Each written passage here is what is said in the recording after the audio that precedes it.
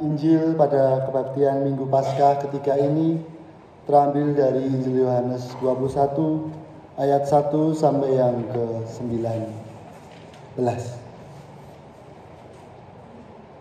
Yohanes 21 ayat 1 sampai yang ke-19. Yesus menampakkan diri kepada murid-muridnya di pantai Danau Tiberias. Kemudian Yesus menampakkan diri lagi kepada murid-muridnya di pantai Danau Tiberias. Ia menampakkan diri sebagai berikut. Di pantai itu berkumpul Simon Petrus, Thomas yang disebut Didimus, Nathanael dari Kana yang di Galilea, anak Zebedeus, dan dua orang muridnya yang lain. Kata Simon Petrus kepada mereka, "Aku mau pergi menangkap ikan." Kata mereka kepadanya, "Kami mau pergi juga bersamamu." Mereka berangkat lalu naik ke perahu, tetapi malam itu mereka tidak menangkap apa-apa. Ketika hari mulai siang, Yesus berdiri di pantai. Tetapi murid-murid itu tidak tahu bahwa itu adalah Yesus. Kata Yesus kepada mereka, "Hai anak-anak, apakah kamu punya ikan?" Jawab mereka, "Tidak." Kata Yesus kepada mereka, "Tebarkanlah jalamu di sebelah kanan perahu, maka kamu akan mendapatkannya." Mereka pun menebarkannya, dan mereka tidak dapat menariknya lagi karena banyaknya ikan. Lalu murid yang dikasihi Yesus itu berkata kepada Petrus, "Itu Tuhan." Ketika Simon Petrus mendengar bahwa itu adalah Tuhan, ia mengikatkan jubahnya di badan, sebab ia hanya berpakaian dalam, lalu terjun ke dalam danau. Murid-murid yang lain datang dengan perahu karena mereka tidak jauh dari darat, hanya kira-kira 100 meter saja, dan mereka menarik jala yang penuh ikan itu. Ketika mereka tiba di darat, mereka melihat api arang dan di atasnya ikan dan roti. Kata Yesus kepada mereka, "Bawalah beberapa ikan yang baru kamu tangkap itu." Simon Petrus naik ke perahu lalu menarik jala itu ke darat, penuh ikan-ikan besar, 153 ekor banyaknya. Dan sekalipun sebanyak itu, jala itu tidak koyak. Kata Yesus kepada mereka, "Marilah dan sarapanlah." Tidak ada di antara murid-murid itu yang berani bertanya kepadanya, "Siapakah engkau?" Sebab mereka tahu bahwa ia adalah Tuhan. Yesus maju ke depan, mengambil roti dan memberikannya kepada mereka. Demikian juga ikan itu. Itulah ketiga kalinya Yesus menampakkan diri kepada murid-muridnya sesudah ia dibangkitkan dari antara orang mati. "Gembalakanlah domba-dombaku." Sesudah sarapan, Yesus berkata kepada Simon Petrus, "Simon, anak Yohanes, apakah engkau mengasihi aku lebih daripada mereka ini?" Jawab Petrus kepadanya, "Benar Tuhan, engkau tahu bahwa aku mengasihi engkau." Kata Yesus kepadanya, "Peliharalah anak-anak dombaku." Kata Yesus lagi kepadanya untuk kedua kalinya, "Simon, anak Yohanes, apakah engkau mengasihi aku?" Jawab Petrus kepadanya, "Benar Tuhan, engkau tahu bahwa aku mengasihi engkau." Kata Yesus kepadanya, "Gembalakanlah domba-dombaku." Kata Yesus kepadanya untuk ketiga kalinya, "Simon, anak Yohanes, apakah engkau mengasihi aku?" Petrus pun merasa sedih karena Yesus berkata untuk ketiga kalinya, "Apakah engkau mengasihi aku?" Dan ia berkata kepadanya, "Tuhan, engkau tahu segala sesuatu. engkau tahu bahwa aku mengasihi engkau. Kata Yesus kepadanya, peliharalah domba-dombaku. Sesungguhnya aku berkata kepadamu, ketika kamu masih muda, engkau mengikat pinggangmu sendiri dan berjalan ke tempat yang engkau kehendaki. Tetapi kalau engkau sudah tua, engkau akan mengulurkan tanganmu dan orang lain akan mengikat engkau dan membawa engkau ke tempat yang tidak kau kehendaki. Hal ini dikatakannya untuk menyatakan bagaimana Petrus akan mati dan memuliakan Allah. Sesudah mengatakan demikian, ia berkata kepada Petrus, ikutlah aku. Ibu bapak saudara-saudara yang terkasih di dalam Tuhan, demikianlah Injil Yesus Kristus. Yang berbahagia ialah mereka yang mendengarkan firman Tuhan dan yang memeliharanya serta melakukannya dengan setia dalam kehidupan sehari-hari. Haleluya.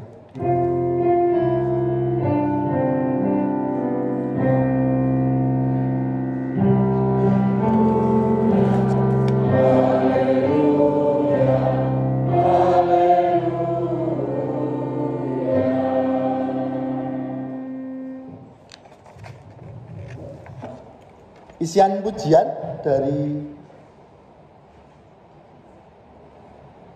tidak ada isian pujian Ibu Bapak.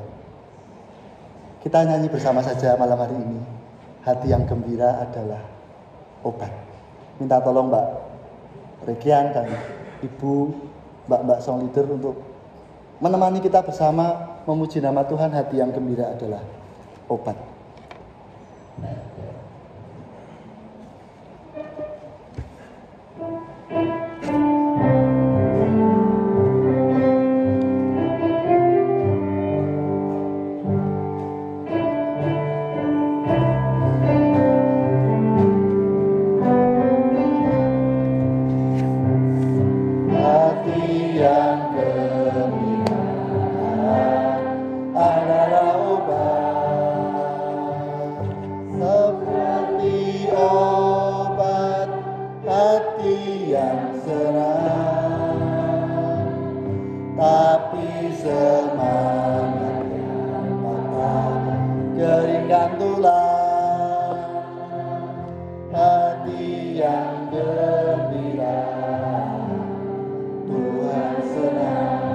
Sekali lagi Ibu Bapak.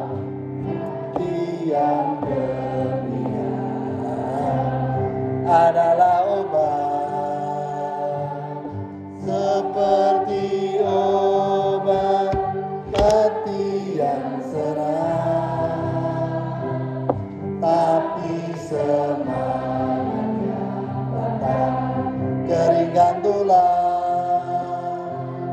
Hati yang gembira Tuhan senang.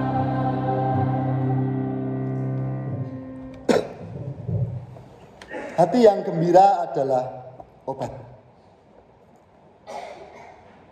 Ketika ibadah Paskah tanggal 20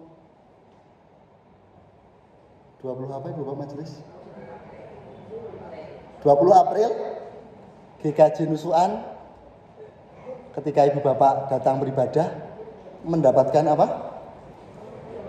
Telur Paskah, betul. Ada yang hadir dalam kebaktian ini tidak dapat telur? Ada? Atau semua dapat telur? Atau semua tidak hadir ini? Semua mendapatkan telur Paskah. Nah, saya mau tanya dengan mas-mas yang di atas. Mas, Mbak yang di atas, kira-kira jumlah telur yang direbus ada berapa? Tanggal 20 April. Berapa? 1.200? Mbak Bang Sol Leader berapa? Kira-kira telurnya? 1. Oh, semua dapat. Nah, sekarang kita klarifikasi ke Ibu Bapak Majelis. Ibu Bapak Majelis, berapa telur yang direbus ketika Minggu Paskah itu? 1.300. Habis? Habis. Nah, kata Ibu Bapak Majelis 1.300 telur habis. Nah, sekarang pertanyaan lanjutannya adalah, dari 1.300 telur yang direbus, Berapa yang pecah? Sekilo. Oh, Ibu Majelis ternyata tahu, 16 telur. Dari 1.300 telur yang direbus, ternyata 16 yang pecah. Telur itu isinya adalah benda cair. Ketika direbus berhadapan dengan air panas, digodok dalam tempo waktu tertentu, berubah menjadi benda padat. Dan itu bahkan bisa membuat cangkangnya pecah. Saya berusaha merebus telur juga di perawan, 5 pecah 3. Jadi belum tahu tekniknya. Konon kabarnya itu ada tekniknya. Teknik merebus telur. Itu telur. Dari benda cair menjadi benda padat ketika direbus. Sekarang ada benda lain. Tomat atau buncis itu benda padat. Tapi ketika berhadapan dengan air panas, itu bisa menjadi lembek. Menjadi tidak padat lagi. Itu dua hal yang berbeda. Sama-sama berhadapan dengan air panas atau direbus. Ibu bapak, tema khotbah pada malam hari ini adalah mengalami pemulihan dalam perjumpaan. Ketika telur dan buncis berjumpa dengan air panas, mereka berubah. Dan dalam kehidupan sehari-hari tentu kita berhadapan dengan berbagai macam perjumpaan. Tadi Pak Diaken Hartono menceritakan berjumpa berbagai macam orang, berjumpa berbagai macam peristiwa perasaan, berjumpa dengan berbagai macam hal yang terjadi dalam kehidupan kita dan setiap orang bisa berbeda. Ini sudah menjelang bulan Agustus. Mungkin membuka gerbang tiba-tiba berjumpa orang menggunakan stop map. Sudah persiapan untuk minta sumbangan. Dan berbagai macam hal perjumpaan yang sudah punya stereotip. Sudah ada banyak perjumpaan. Dulu ketika awal-awal itu rambut saya gondrong. Pak Yadi meminta saya untuk cukur. Nah, sudah ada stereotip tertentu tentang rambut gondrong sebelum berjumpa. Ada berbagai macam hal yang terjadi ketika mengalami perjumpaan. Dan bacaan kita tadi juga tentang pada bagaimana perjumpaan itu membawa pertama-tama perubahan. Kita mulai daripada bagaimana Saulus. Tentu kita tidak asing dengan kisah Saulus yang dulu awalnya penganiaya Yesus, murid-murid Yesus, tetapi ketika berjumpa Yesus berubah menjadi orang yang begitu setia mengabarkan Injil. Bahkan di kitab Perjanjian Baru banyak kita jumpai tulisan Rasul Paulus. Perjumpaan dengan Yesus membawa perubahan hidup secara total. Dari orang yang awalnya menganiaya menjadi orang yang begitu setia mengabarkan Injil. Itu perjumpaan yang pertama. Perjumpaan yang kedua adalah perjumpaan Petrus dengan Tuhan Yesus ketika di danau Tiberias. Jarak antara Tiberias dengan Yerusalem ketika tempat Tuhan Yesus disalibkan itu sekitar 117 kilo. Kira-kira jarak Solo ke Semarang sekitar 117 kilo. Murid-murid dari Yerusalem ketakutan lalu pergi kembali ke danau Tiberias. Danau di mana tempat mereka berjumpa dengan Yesus pertama kali. Ketika mereka mengalami perutusan, jadilah penjala manusia. Ketika mereka melihat Yesus memberi makan. Ketika mereka melihat Yesus tidur ketika ada badai. Ketika para murid melihat bagaimana Yesus berjalan di atas air. Itu di danau Tiberias. Tempat pengalaman pertama murid-murid. Jadi ketika dibahasakan bahasa anak muda, para murid ini belum bisa move on dari kenangan indah bersama Yesus. Dan kenangan itu dikerjakan ulang dengan para murid kembali mencari ikan. Petrus dulunya penjala ikan, dia kembali mencari ikan. Tetapi dalam kenangan-kenangan itu ternyata Tuhan Yesus berkenan berjumpa dengan mereka. Para murid merasakan kehilangan, kekecewaan karena juru selamatnya yang digadang-gadang menjadi pembebas justru malah disalib? Iya. Berbagai macam kecamuk membawa mereka kembali ke Danau Tiberias dan kembali kepada kehidupan awal mereka sebelum mengenal Yesus. Ibu bapak saudara-saudara memperhatikan kisah tadi, ada perjumpaan di tengah kekecewaan, kerapuhan, kondisi kehidupan para murid.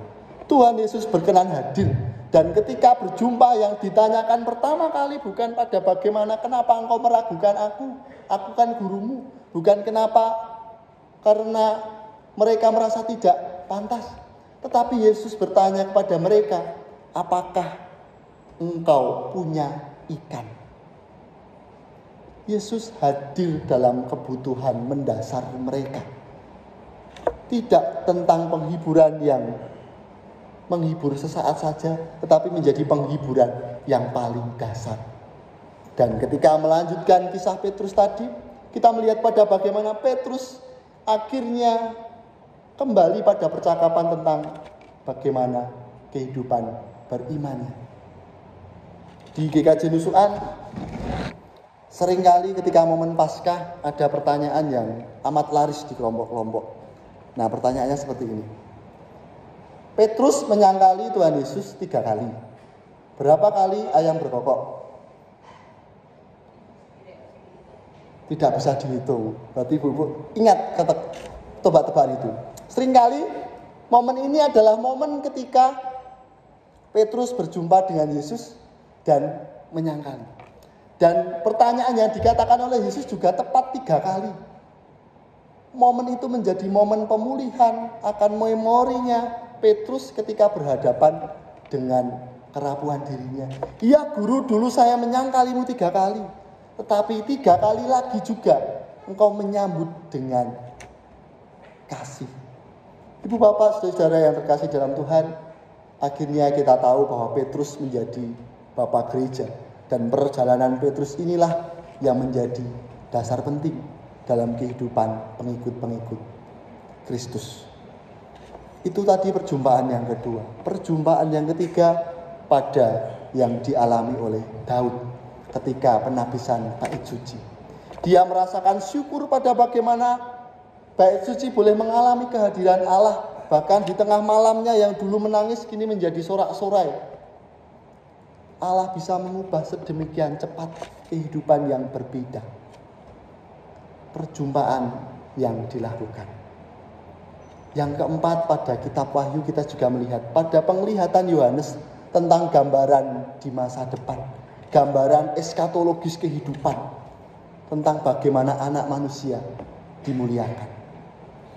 Ibu bapak dan saudara-saudara yang terkasih di dalam Tuhan, itulah perjumpaan-perjumpaan yang ada dalam kisah kita di leksionari ibadah malam hari ini. Ibu bapak saudara-saudara yang terkasih dalam Tuhan, ketika menghadapi kehidupan sehari-hari, kita tentu menghadapi berbagai macam perjumpaan. Kita bahkan berusaha memberikan yang terbaik dalam setiap perjumpaan dan peran yang kita hadapi. Tadi saya menyempatkan membaca warta jemaat.